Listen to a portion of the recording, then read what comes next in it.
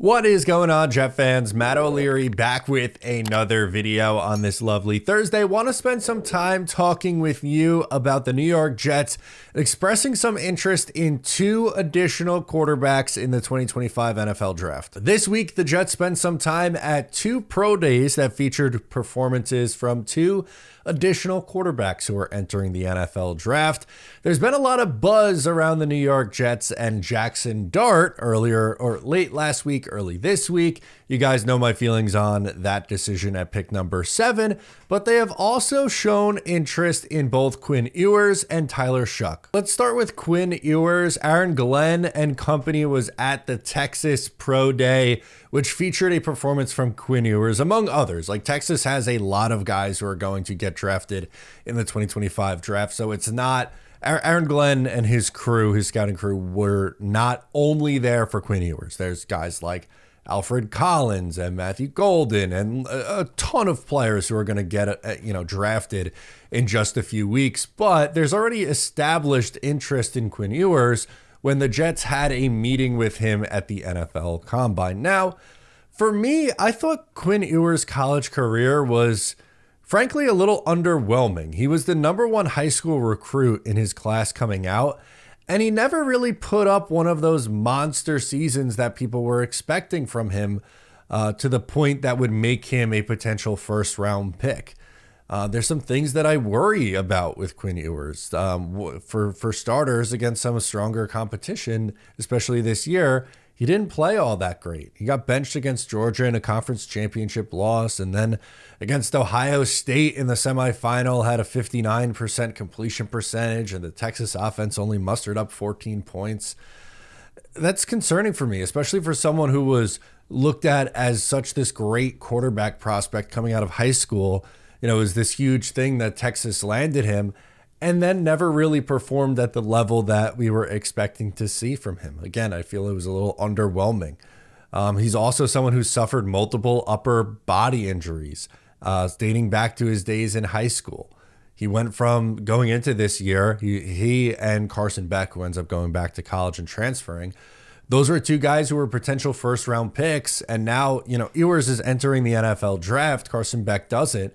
But we're talking about a potential third-round pick for a guy like Quinn Ewers. And for me personally, I have a hard time getting to that point because I think the chance that Ewers develops into a long-term starter for the New York Jets is fairly slim. And with the needs the Jets still have on this roster, I'd like to use pick number 73 on a guy who's going to contribute this year. I'm not saying that it's a guarantee you're getting some stud in the third round, but I would like to see the Jets, in all honesty, they probably need to add a tight end, a wide receiver, and a right tackle with their first 3 picks in the draft in whichever order, you so choose, whether you want to go Tyler Warren in the first round or Armand Membu or like whatever. But that third round pick could be a contributor for the New York Jets instantly. And if you're taking Quinn Ewers, that's just a guy who's, a dart throw with a really small % chance of hitting. Yes, there are outlier examples. Dak Prescott was a 4th round pick.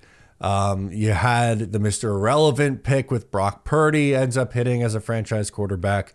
But if you look around the league, a significant amount of starting quarterbacks and high-end starters are first-round picks. And I don't know. I don't love him enough where I go, yeah, they absolutely, that's the guy you got to take the flyer on, and there's a chance that he pans out. For me, I don't really see it. Then there's Tyler Shuck out of Louisville. So Tanner Engstrand went to that pro day. You had Aaron Glenn at Texas. Tanner Engstrand goes to Louisville. He finally got his big chance and big opportunity at Louisville this past year. 23 touchdowns, 6 picks. He has a big arm. I understand why some people like Tyler Shuck as a prospect. Some red flags for me. He's been in college football for forever. His first year at the collegiate level was 2018, Sam Darnold's rookie season in the NFL. He was Justin Herbert's backup at Oregon. That's how long he was in college football for. 3 years at Oregon, 3 years at Texas Tech, and a year at Louisville. He will turn 26 years old in September, so a much older prospect. My question is, how much more is left in the tank for him to continue to develop? He's another quarterback with injury concerns, had multiple collarbone injuries and a broken fibula, which kept him out a significant amount of time in his college career. And why he lasted so long in college football was because of the injuries and the eligibility that he had left. And there's just such a wide range of opinions on him. I've seen people talk about him as a potential quarterback 2 in this draft, maybe even going as high as the top of the second round. And I think there are some teams in the NFL that might really like Tyler Shuck, and maybe somebody does take him earlier than expected. I've seen other people talk about him as a 5th or 6th round pick because of the age and because of the injury history and how much more, again, is left in the tank for him to develop. All valid questions for me. Depends on where we're talking about landing him. If it has to be a pick in the first 3 rounds, then I'm going to say probably not. If it's a 5th round pick, dart throw flyer, maybe. But again, I think I'd rather use this draft class to fill out the needs on this position, on the other positions on the board for the New York Jets, and see what you have in your dart throw that you just signed in Justin Fields.